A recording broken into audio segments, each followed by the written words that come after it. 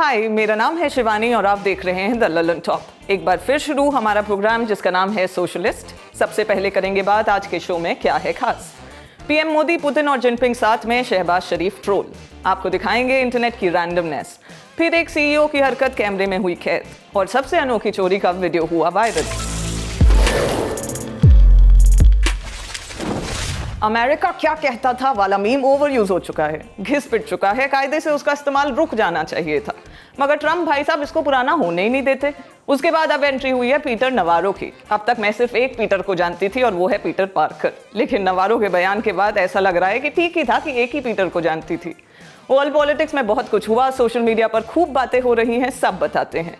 चीन में शंघाई सहयोग संगठन यानी एससीओ समिट में प्रधानमंत्री नरेंद्र मोदी की रशियन प्रेसिडेंट व्लादिमीर पुतिन और चीनी प्रेसिडेंट शी जिनपिंग से मुलाकात हुई। इस मुलाकात के दौरान कई सारी फोटोज और वीडियोज एक्सपर्ट तैरते रहे।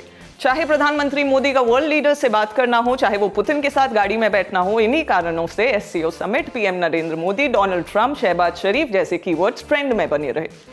एक तस्वीर में शहबाज शरीफ पीछे खड़े हुए हैं और आगे पीएम मोदी और पुतिन बात कर रहे हैं। ये फोटो खूब वायरल हुई और फोटो के साथ लिखा गया, बुलाते हैं मगर जाने का नहीं।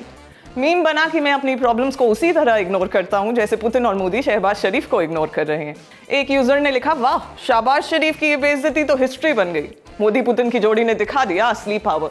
पीएम मोदी ने पहलगाम आतंकी हमले की बात की, उस वक्त का शहबाज शरीफ का रिएक्शन भी वायरल हुआ। देखिए। हाल ही में हमने पहलगाम में टेररिज्म का बहुत ही घिनौना रूप देखा।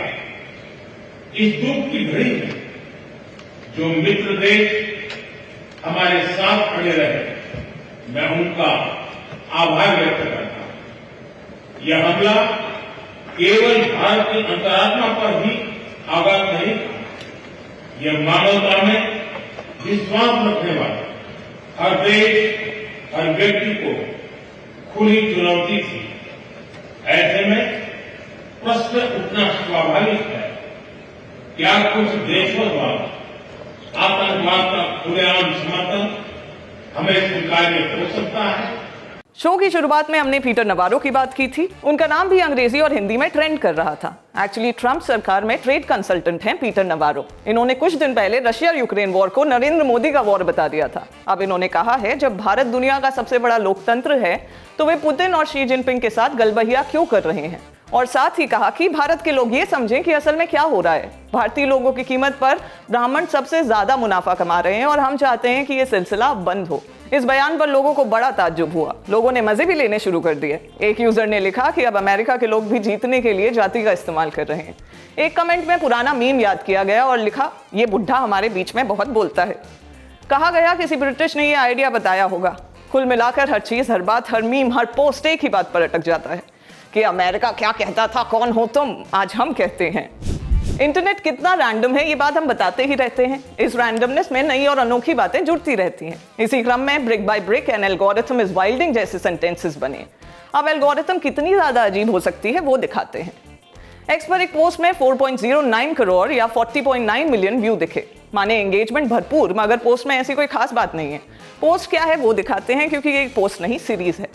27 अगस्त को एक पोस्ट आता है going for a walk caption के साथ। फिर 28 अगस्त को पोस्ट आता है कि वॉक में मैंने किसी को देखा। इस पोस्ट में 42 मिलियन यानी 4.2 करोड़ व्यूज हैं। फिर 31 अगस्त को पोस्ट में लिखा गया कि वो मुझे अभी भी फॉलो कर रहा है। इस पोस्ट में 41.9 मिलियन व्यूज हैं।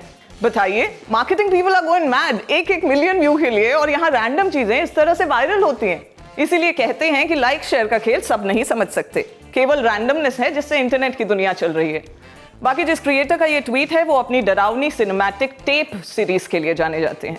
ये पोस्ट भी किसी बड़े कैंपेन का हिस्सा हो सकती है। वायरल होने की बात चल ही रही है तो एक वायरल सीईओ की बात कर लेते हैं। नहीं, कोल्ड प्ले के कॉन्सर्ट में अपनी ही कंपनी की एचआर के साथ पकड़ाए जाने वाले सीईओ की नहीं, एक नए सीईओ अब एक कैमरे में धराए गए हैं। और इस बार मामला यूएस ओपन 2025 का है। यूएस ओपन टेनिस की दुनिया के 4 सबसे बड़े टूर्नामेंट्स में से एक है, जिन्हें ग्रैंड स्लैम कहा जाता है। तो एक मैच के बाद एक टेनिस खिलाड़ी ने एक छोटे बच्चे को अपनी ऑटोग्राफ कैप गिफ्ट की।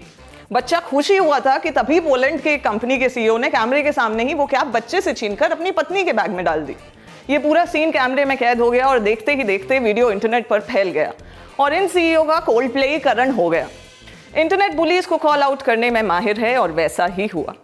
बाद में ये भी हुआ कि टेनिस स्टार ने उस बच्चे को सोशल मीडिया पर खोजा, उसे एक नया ऑटोग्राफ किया हुआ कैप दिया। ये वीडियो भी सोशल मीडिया पर खूब वायरल हुआ। बाकी चोरी होने वाली चीजों के बारे में बात करते हैं। जब आप चोरी शब्द सुनते हैं तो आपके दिमाग में क्या क्या आता है? क्या क्या चुराया जा सकता है? कुछ लोग कहेंगे पैसे गहने चुराए जा सकते हैं। अगर आप दिल्ली मेट्रो से ट्रैवल करते हैं तो मोबाइल की चोरी के बारे में भी सोच सकते हैं। हमारे ऑफिस में लोग कहते मिल जाएंगे कि उनकी किताब चोरी हो गई, पेन चोरी हो गया, बॉटल चोरी हो गई।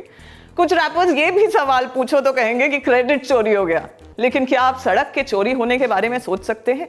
अगर आप नहीं सोच सकते तो आपको थोड़ा और क्रिएटिव होने की जरूरत है। एक वीडियो वायरल हुआ जहां दिख रहा है कि कुछ लोग रोड ही चुरा कर ले जा रहे हैं। सड़क में इस्तेमाल हुए सामान को फावड़े और तसले में भरा जा रहा है। वीडियो सोशल मीडिया पर खूब वायरल हो रहा है। बाकी जाते जाते एक तस्वीर देख लीजिए। वैसे ये कोई नई बात नहीं है और आपने कहीं ना कहीं तो देखी ही होगी। इंटरनेट पर इस चीज ने अपनी छाप छोड़ दी है तो नया हो गया है और फोटो भी वायरल हो गई है। नो पार्किंग का बोर्ड लगा है और वहां गाड़ियां खड़ी हैं। बाकी आज के शो में इतना ही। मिलते हैं कल। टाटा।